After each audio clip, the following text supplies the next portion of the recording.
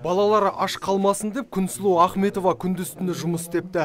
Сондағы табатыны 2-3 мың теңгеден аспаған. Көп балалы ана бұл ақшаға азық-түліктен бөлек пәтер ақысын төлеуі тиіс. Онымен қоса екінші ұлына дәрі-дәрмек алуы керек. Өйткені баласы жүйке аурулары диспансерінде есепте тұрады екен. Жұмысымда жоқ, қазір 5 ай болды жатқаныма ше. Мен только өзім сол істеген 2 мың теңгемен күн көріп кеткен адам. Мен бала шағама пәтер алмаймын, басқа алмаймын, документімді бітпей қалған тұғын.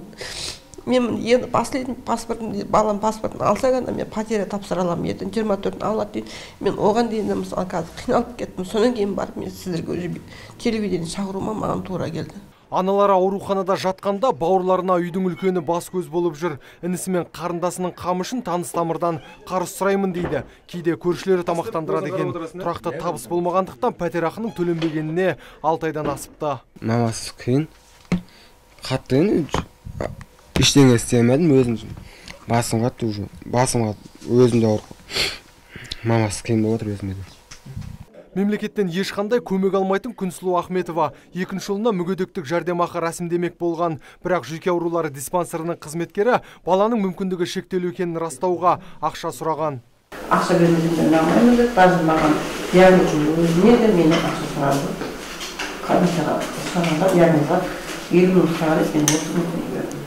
Күнсұлу Ахметованың айтқанын диспансер қызметкерлері де растап отыр. Тек ақша туралы білмейміз дейді ақталып. Айтуларынша бала 2015 жылдан бері осында есепте тұрады екен. Анасы өтініш беріп комиссияның тексерісінен өтсе, анықтаманы тегін береміз дейді мұндағылар. Он неоднократно лечился у нас.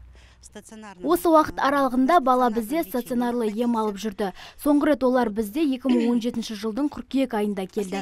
Анасы екеуі комиссиядан өту үшін медициналық тексерістің қорытындысын алды. Содан кейін бізге ешкім келген жоқ.